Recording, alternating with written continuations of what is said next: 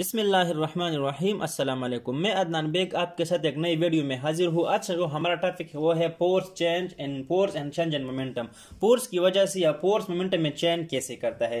अच्छा, ये तो फोर्स है, हमें समझना है मोमेंटम पहले। फोर्स समझे और मोमेंटम समझे तो फोर्स तो हम समझते हैं, ठीक है, लेकिन मोमेंटम को समझना जरूरी है, ठीक है। तो what is momentum? The product of mass and velocity is known as momentum। Momentum को हम जानेंगे तो फिर हमें पता चलेगा ना कि कैसे मोमेंटम में चेंज करता है फोर्स। देखिए, जो मैथमेटिकल डिफिनेशन है वो ये है कि the product of mass and velocity is known as momentum, ठीक है।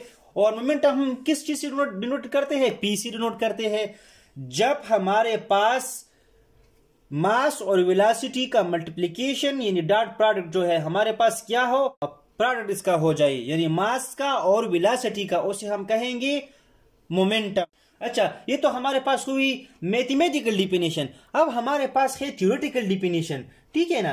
तो the quantity of motion in a body, एक बॉडी में मोशन की मिकदार कितनी है उसे हम कहते हैं मोमेंटम। ये हमारे पास थ्योरेटिकल डिफिनेशन, ये हमारे पास मैथमेटिकल डिफिनेशन। अब इसकी हमें जरूरत पड़ेगी, याद रखिए, m dot v यानी the product of mass and velocity is called momentum. यानी मास वेलोसिटी का जो प्रोडक्ट है, जो मल्टीप्लिकेशन है, उसे हम मोमेंटम कहते हैं। इसकी हमें जरूरत पड़ेगी, मगर इसके साथ हमें इसकी भी जरूरत पड़ेगी। ये क्या है? अच्छा, अब यहाँ पर इसको थोड़ा सा समझे, मोमेंटम में चेंज कैसे आता है ये तो हम करेंगे इंशाल्लाह, प्रैक्टिकल करेंगे। अब यहाँ पर आपको इसको समझना है, ठीक है। डेल्टा किसे कहते हैं? डेल्टा, ये सिंबल है डेल्टा का, ये किस चीज के लिए इस्तेमाल? यूज पर change. Also we use D भी चेंज के लिए इस्तेमाल होता है डेल्टा, मगर यहां पर हम डेल्टा यूज करेंगे, ये चेंज के लिए यूज होता है। अब चेंज किसे कहते हैं? अच्छा, अब चेंज किसे कहते हैं? देखिए, ये देखिए, final minus initial, F minus I, यानी इनिशियल जो आपके पास क्वांटिटी है, ठीक है, उसको फाइनल से माइनस कर दे, ठीक है, उसको हम कहते हैं चेंज। यहां पर हम सिंपल फिजिक्स में चेंज किसे कहते हैं? Final minus initial. देखिए यहां पर जो इसे हम चेंज कहेंगे, यहां पर भी अब ये यूज होगा। अब देखिए, हमारे पास यहां पर एक्सेलरेशन भी इस्तेमाल होगा, यूज होगा। क्यों? अच्छा, अब देखिए, एक्सेलरेशन हम किसे कहते हैं? जब वेलोसिटी में चेंज आए तो उसे हम कहते हैं एक्सेलरेशन, ठीक है। यहां पर देखिए, अब चेंज हमने कहा कि फाइनल माइनस इनिशियल, ठीक है। तो वी किसके लिए इस्तेमाल होता है? हमारे पास ये वेलोसिटी के लिए इस्तेमाल होता है। और हमने कहा कि वेलोसिटी में चेंज आएगा तो उसे हम एक्सेलरेशन कहेंगे। ये हमारे पास वेलोसिटी वेक्टर क्वांटिटी है, ये एरो शो करता है कि ये वेक्टर क्वांटिटी है, तो एक्सेलरेशन भी हमारे पास वेक्टर क्वांटिटी हुई, ठीक है। With respect to time velocity में चेंज आया और चेंज हमने इस तरह डिफाइन किया और उसे हम एक्सेलरेशन कहते हैं। इतनी सी बात समझ आ गई। अब ये कि ये बात तो मोमेंटम की हो रही है, तो इसकी क्या जरूरत थी? अब ये यहाँ पर आने वाला है। अब हम जब इसकी मैथमेटिकल फॉर्म करेंगे तो हमें इसकी जरूरत पड़ेगी इंशाल्लाह, ठीक है। अब देखिए, हमारे पास मोमेंटम, अब हम कहें कि मोमेंटम में चेंज आए तो हम कैसे डिफाइन करेंगे? देखिए, P हम किस चीज को कहते हैं? मोमेंटम को डिनोटेड करते हैं P से, ठीक है। और देखिए, हमारे पास चेंज किसके लिए यूज होता है? डेल्टा किसके लिए यूज होता है? चेंज के लिए, ठीक है। तो P if minus P, it mean कि ये और ये बात एक ही है। अगर आप इस तरह लिखते हैं या इस तरह लिखते हैं, एक ही बात है, ठीक है ना। ये चेंज हम फाइनल माइनस इनिशियल, ये P माइनस P और इस तरह, ये एक ही बात है, ठीक है। अब चलिए देखते हैं कि मोमेंटम में चेंज कैसे आता है। अच्छा, तो चलिए देखते हैं कि force and change in momentum ये कैसे होता है। फोर्स को मोमेंटम में चेंज कैसे आता है, इसके लिए हमें जरूरत पड़ेगी न्यूटन सेकंड लॉ की, ठीक है। If is equal to M A, यानी इसको हम नाम देते हैं इक्वेशन 1, यानी फोर्स की वजह से एक्सेलरेशन प्रोड्यूस होता है, ये हम न्यूटन सेकंड लॉ के मुताबिक बयान करते हैं। देखिए, अब हमें दूसरी चीज की जरूरत पड़ेगी, वो क्या है? हमने कहा कि A is equal to V F minus V I. क्या मतलब ये वेक्टर क्वांटिटी है, ये एरो ये शो करता है, ठीक है।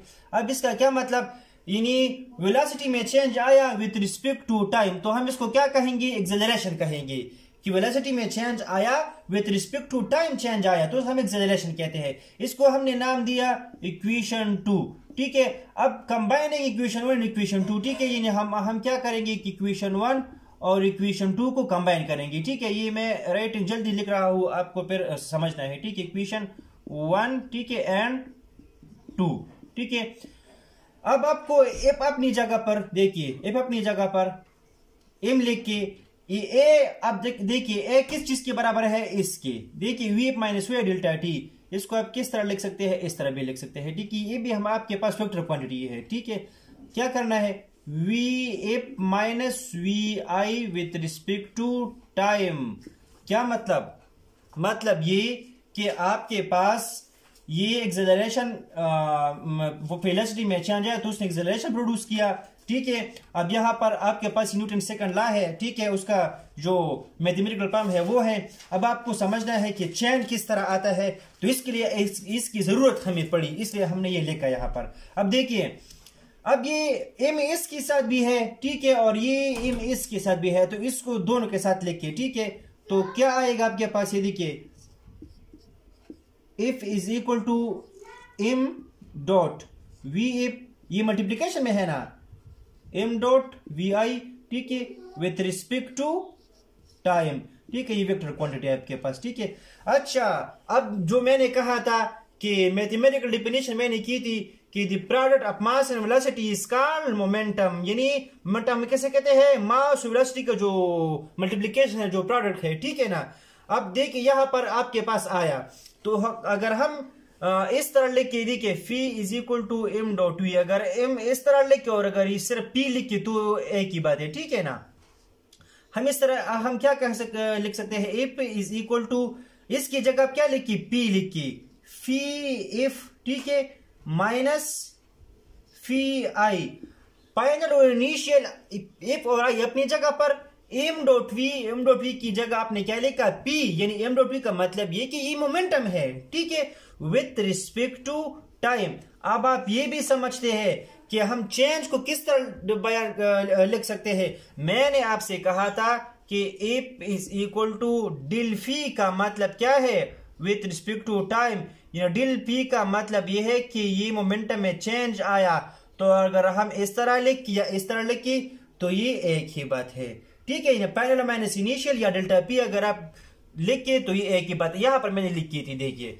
तो हमने ये प्रूव कर दिया कि फोर्स की वजह से मोमेंटम में चेंज कैसे आता है। अच्छा, नेक्स्ट वीडियो जो हमारी है वो इस टॉपिक पर है कि इसको प्रूव करना है। तो वीडियो अच्छी लगी तो चैनल को सब्सक्राइब करें, वीडियो को लाइक करें। अल्लाह हाफ़िज़।